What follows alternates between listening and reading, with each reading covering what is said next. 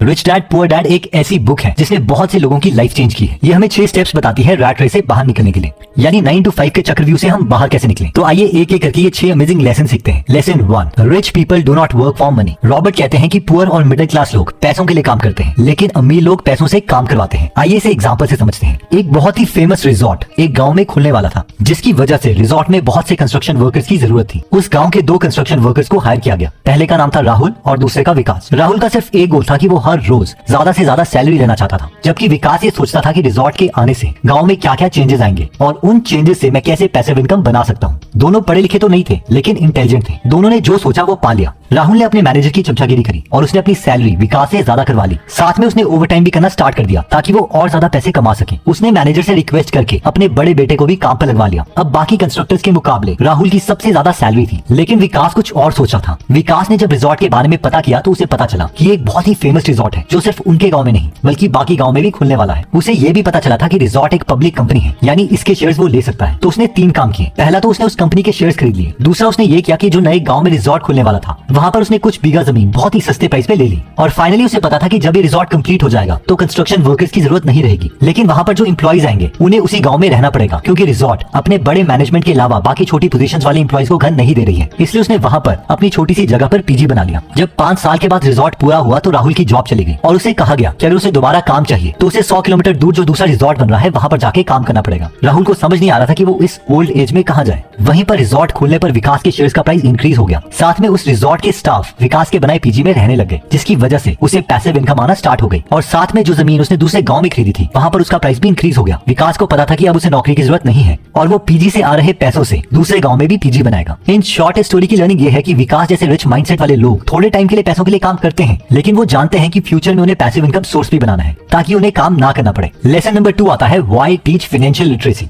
एक बार धीरूभाई अंबानी जी के साथ उनका पोता अनंत अंबानी जा रहा था, तो अनंत अंबानी ने धीरूभाई अंबानी से कहा कि मुझे गुब्बारे लेने के लिए कुछ पैसे चाहिए। उसने धीरूभाई अंबानी जी से 15 रुपए लिए और बिना हवा के गुब्बारे ले आया। उसके बाद वो घर आया, नॉर्मल बच्चों की तरह उन गुब्बारों से खेला नहीं, बल्कि उसने हवा भर के उसे बेचने चला गया और प्रॉफिट कमा के आया। मैंने जाकर गुब्बारे की पैकेट खरीदी और हवा तो फ्री होता है, तो हवा भर दी और बेचने चला गया।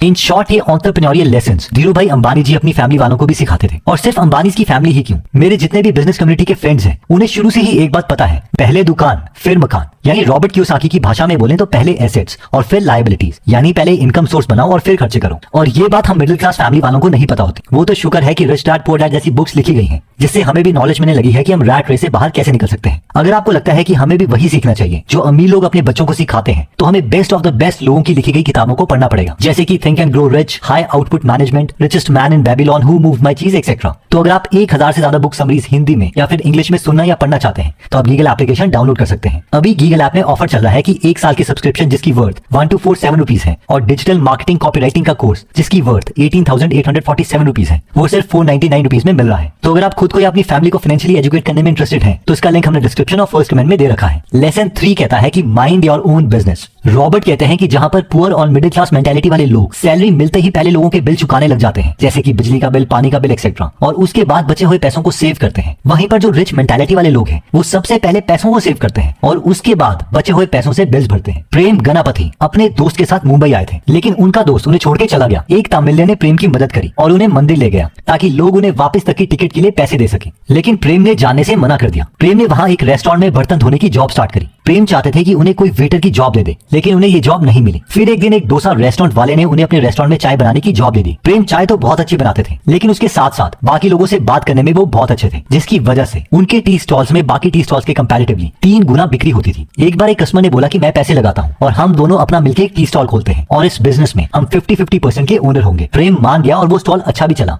लेकिन थोड़े टाइम के बाद प्रेम के पार्टनर को लगा कि मैं से तो बहुत ज्यादा पैसे दे रहा हूँ, इसलिए उसने प्रेम जी को निकाल दिया। प्रेम को बहुत बुरा लगा और उन्होंने अपना डोसा आउटलेट खोलने का सोचा और उस डोसा आउटलेट को नाम दिया डोसा प्लाजा, जिसमें 150 वैरायटी के डोसा मिलते हैं। ये डोसा प्लाजा बहुत फेमस हुआ। आज डोसा प्लाजा के 26 आउटलेट्स हैं और इनके पास 150 एम्प्लॉय हैं और ये हर साल 5 करोड़ का टर्नओवर करते हैं। पर हम लोगों के मन में सवाल ये आ रहा होगा कि प्रेम जी के पास डोसा आउटलेट खोलने के लिए पैसे कहाँ से आए? तो ये पैसे उनकी सेविंग्स थी। जितने साल उन्होंने काम किया वो खुद को पहले पे करते थे। कई बार ऐसा टाइम आता था कि उनके पास बाकी बिल्स के लिए पैसे नहीं होते थे, लेकिन उन्हें पता था कि अगर उन्होंने पहले बिल्स पे कर दिए और खुद अपने फ्यूचर के लिए पैसे सेव नहीं करे तो वो हमेशा उसी सिचुएशन में रह जाएंगे जिस सिचुएशन में वो हैं। और इसी कॉन्सेप्ट को रॉबर्ट अपनी बुक में कहते हैं कि mind mind your own business. तो अब आते हैं लेसन नंबर 4 में, जो कहता है work to learn, don't work for money. Robert कहते हैं कि अमीर माइंडसेट वाले लोग पैसों के पीछे नहीं भागते बल्कि लर्निंग के पीछे भागते हैं। आइए इसे अमेजिंग एग्जांपल से समझते हैं। थिंक एंड ग्रो रिच एक ऐसी बुक है जो इतनी फेमस है कि बहुत से लोग बस उसे लगाकर छोड़ देते हैं ताकि उनके सबकॉन्शियस माइंड में वो स्टोर होती रहे। लेकिन क्या आप जानते हैं कि ये बुक लिखी कैसे गई थी? ओके, तो इस बुक के ऑथर है नेपोलियन हिल। नेपोलियन हिल को उस वक्त के दुनिया के रिचेस्ट इंसान एंड्रयू कार्नेगी ने बुलाया था और उन्होंने कहा कि मैं दुनिया को अमीर बनने का सीक्रेट और उसकी फिलॉसफी देना चाहता हूँ, लेकिन इसके लिए कम से कम 20 साल लगेंगे। अगर तुम मेरे लिए काम करना चाहते हो तो मैं 20 सालों तक तुम्हें कोई सैलरी नहीं दूंगा। मुझे अभी का अभी बताओ कि तुम ये डील करना चाहते हो या नहीं। अब ये सुन के पहले नेपोलियन हिल को कुछ समझ नहीं आया कि उन्हें ये ऑफर एक्सेप्ट करना चाहिए या नहीं, लेकिन फिर उन्होंने सोचा कि अगर मुझे दुनिया का सबसे अमीर आदमी कुछ करने के लिए कह रहा है तो मुझे ये ऑफर एक्सेप्ट कर ही लेना चाहिए, और नेपोलियन हिल इस काम के लिए मान गए। उसके बाद एंड्रयू कार्नेगी ने नेपोलियन हिल को उस वक्त के बहुत फेमस लोगों से मिलवाया और कहा कि मैं जानता हूँ कि ये फ्यूचर में बहुत अमीर बनने वाले हैं, बस जाओ और पता करो कि इन सब में क्या कॉमन है। इन सब में सबसे पहले इंसान थे हेनरी फोर्ड। अगर हम मिस्टर फोर्ड को नहीं जानते तो इट्स ओके, लेकिन हमने उनकी गाड़ियों का नाम फोर्ड तो सुना ही होगा। तो उसके बाद नेपोलियन हिल ने एक एक करके सब अमीरों से मिले और उन्होंने ये बुक लिखी थिंक एंड ग्रो रिच, जिसकी वजह से वो खुद भी मिलियनेयर बने। इन शॉर्ट ये रेडी थे फ्री में 20 साल तक काम करने के लिए। इतना ही नहीं, वॉरेन बफेट ने शुरू में बेन ग्राहम से बोला था कि मैं आपके लिए फ्री में काम करना चाहता हूँ, और फिर बेन ग्राहम ने उन्हें मना कर दिया क्योंकि वो उस वक्त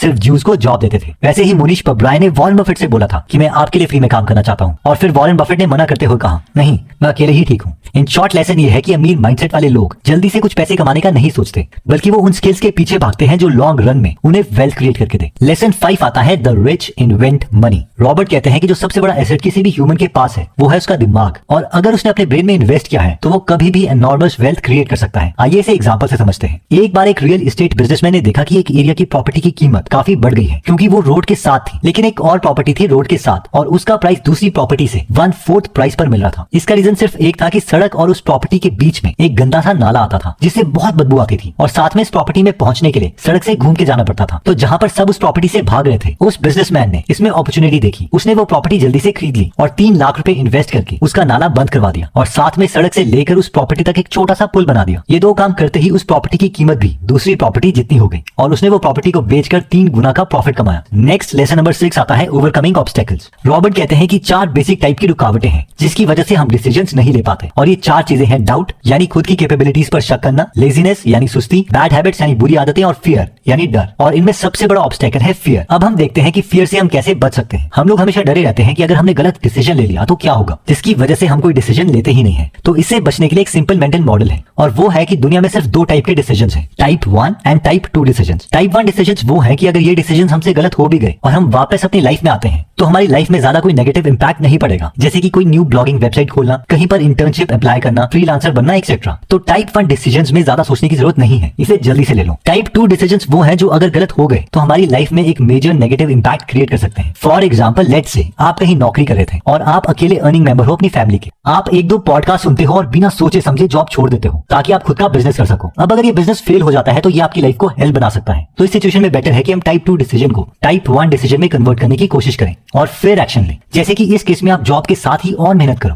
और बिजनेस स्टार्ट करने की कोशिश करो। अगर आपका बिजनेस चल पड़ता है और आपको सैलरी से 3 से 4 गुना पैसा आ रहा है और आपको लगता है कि अब आपका बिजनेस स्टेबल भी है, तो उस वक्त पर जॉब छोड़ो, क्योंकि इस वक्त ये हमारे लिए टाइप 1 डिसीजन है। आई होप ये 6 लेसन हमें याद रहेंगे, और ये 6 लेसन हैं। Lesson 1, rich people do not work for money. Lesson 2, why teach financial literacy. Lesson 3, mind your own business. Lesson 4, work to learn, don't work for money. Lesson 5, the rich invent money. Lesson 6, overcoming obstacles. Also Google application एक अच्छा source है जहां पर हम अपनी financial knowledge improve कर सकते हैं।